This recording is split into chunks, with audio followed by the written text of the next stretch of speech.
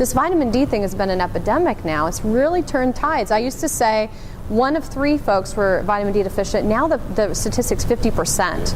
And it's not necessarily older adults, it's definitely children. I just had a baby, and this has changed in the last 3 years. I have a 3-year-old and I just had a baby, and my new baby, the recommendation is drops of vitamin D every day at 400 IUs. And they've changed the recommendation in the last couple of years. And once you're age 1 and on up, you need 1,000 IU of vitamin D every single day. And the reasons for some of these, we're not exactly sure 100%. We have some idea. One is that we live too far north in this region.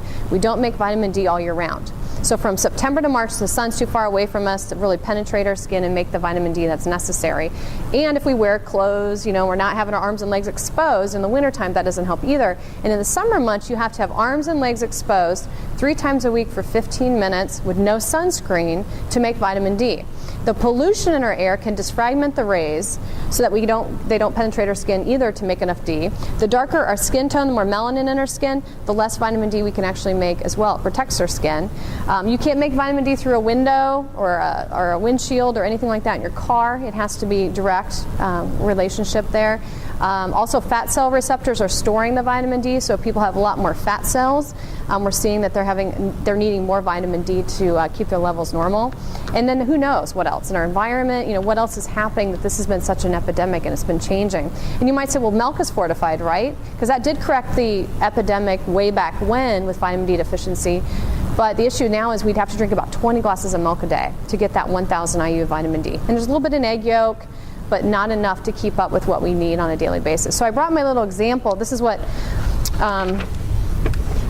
my family takes. Including myself, the little gummy vitamin Ds, 1,000 IU.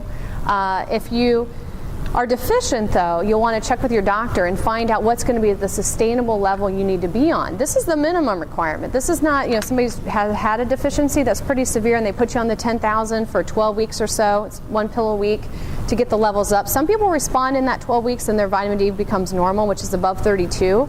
Other people don't respond, and it could be a year before we see their D levels back to normal. What's a reasonable measurement time in between as you're adjusting the vitamin D level? Usually they look at it about 3 months at a time, 12 weeks at a time, right. So you'd go back in 12 weeks, they'd reevaluate her D. Is it normal? Is it not? If it's really still very low, they might keep her on a really high dose, or they might drop her to like 4,000. Sometimes they experiment. Doctors do where they might, instead of giving you 1 pill once a week, they might break the dose up and have her take smaller amounts more frequently through the week, so see if that gives her better absorption. And are you seeing cases where it's leading to increased injury? Oh yeah, totally. Yes, definitely injuries. Also, it's kind of scary in some respects what vitamin D can do if you're deficient. It impacts your immune system. So if you have a lowered immune system when you're low in vitamin D, you're prone to different types of diseases. Seasonal and food allergies being one of them. Also, a 65% increased risk of breast cancer and colon cancer and prostate cancer associated with vitamin D deficiency. So if, we notice in the Northeast a high prevalence of breast cancer, and we think there's a relationship to vitamin D deficiency in that as well. Also, rheumatoid arthritis, MS disease, and Parkinson's disease are associated with vitamin D deficiency. And they can tell that just by blood tests. Yeah, exactly, yeah. So most doctors, most primary docs are running D, but I wouldn't, I would just double check. You're ready to go in and get your blood done, just make sure they're including it. It's not the standard panel. They're going to say, we're going to run a CBC on you. It won't be part of the CBC. And some doctors, though, like my physician, my primary runs it on everybody, which is great. You don't even have to remind him, and he'll check you. In our case, it was really highlighted from the sports medicine doctor. Good. There's probably something going on here. Right. So we have to go back in. So you almost have to pull it out. You're not going to come jumping out at you at the normal doctor. Unless they're really up on it, yeah. But it depends.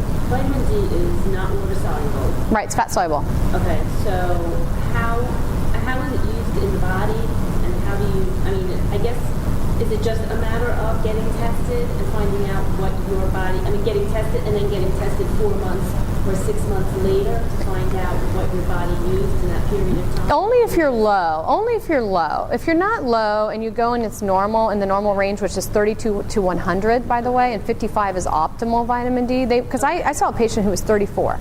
and her doctor told her, oh, it's fine, your vitamin D is fine. Well, yeah, it's in the normal limits, but it's right on the ticker. You know, is it going to go down under 32 next year or in the next 6 months? I mean, it's wintertime right now. Or is it, you know, is that where she's normally at all the time? It's hard to say. You know, I would just treat it like you do any annual physical. Stay on top of it every year. The more active that you are, the more your body is using vitamin D. It has. We don't have any research to support whether activity would. Use it more, and some people don't use it. Well, there's a vitamin D receptor gene. We do know there's a vitamin D receptor gene, and some people lack that vitamin D receptor gene. That could have an impact on whether or not you're going to get the vitamin D and utilized in the body like you should. You know, so it's a matter of, there's a couple aspects. If you have a very overweight person, they have a lot of fat cells. They're going to store more of that vitamin D, and they're not going to give it back to the blood. So you're going to give them a lot more to try to give the body an opportunity to use it. If you have somebody who is indoors all the time and not exposed to the sunlight, it may just be a consequence of their lifestyle that's driving their vitamin D status down. Or we also are looking at medications, thyroid medication and metformin for diabetes. We're seeing some kind of relationship between vitamin D deficiency and these medications, and who knows what others fall in that category. So there's a lot of, I mean, when half the population is deficient, there's a lot of reasons why. The risk of having too much in your system. There's no documented case of toxicity. You'd have to have over 10,000 international units daily to be at the toxic level. So 1,000 is a safe. Very safe, yeah. Very basic. Yeah. I was going to say, do you find, I mean, would it spike in the winter, you know, versus, I mean, sometimes it drops in the wintertime if you're, right. And in summer's better. There's been a lot of research studies with looking at indoor athletes versus outdoor athletes, and we're finding the same amount of deficiency in indoor versus outdoor, which is interesting too. You know, because I work a lot with triathletes, runners, they're all outdoor sports, and in the summer months they'll get their blood checked. I had an Ironman guy whose D was severely low. He discovered it over the summertime, so it wasn't like he wasn't getting exposed. Well, he was wearing sunscreen. Right. The only argument to that they give me too is that, you know, if they're out there on their bike 4 or 5 hours, they're not getting their sunscreen on. You know, like there's plenty of lapse in that 4 or 5 hours that they're not getting, you know, covered. But yeah, who knows? So what you take on that one is that cumulative, like vitamin C, you take it, you know, pee it out. No, it is fat soluble, like we were talking about. It will store in the body. Like if you took 5,000 units every couple days. You could do it that way too. Mm-hmm. Yeah, if you were like if I forgot my D last night, you know, and I knew that, I'd take 2 today. You know, I'd just keep my 7,000 consistent each week. Mm-hmm. we give our kids like a daily multivitamin, Yeah. and I don't know what the level of D is. Depends on the brand. I haven't seen one yet, but I could be wrong. I haven't seen one yet that has enough D.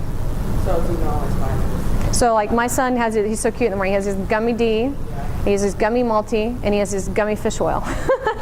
He asks for him every morning, his little bowl of vitamins. It's very cute. So we keep him healthy that way. But yeah, and you know, and there's also lots of research on illness and vitamin D. And I didn't even bring that up, you know, in terms of the amount of people that are sick with flu each year. In doctors' offices, they look at if they're tracking vitamin D and if they're taking it or not, and they find that the doctors' offices that weren't following people with their vitamin D were getting more illnesses. So even just, you know, as an athlete or an exerciser, you want to stay healthy, because exercise can suppress immune systems, especially if it's a lot of training, you know, 5 or 6 days a week, or you're doing endurance training for a marathon. It's going to lower your immune system, decrease your immune system. So adequate protein is important for energy. I've already covered that one. Eating frequently is important. We covered that. And hydration on a daily basis. So how do you know if you're hydrated or not?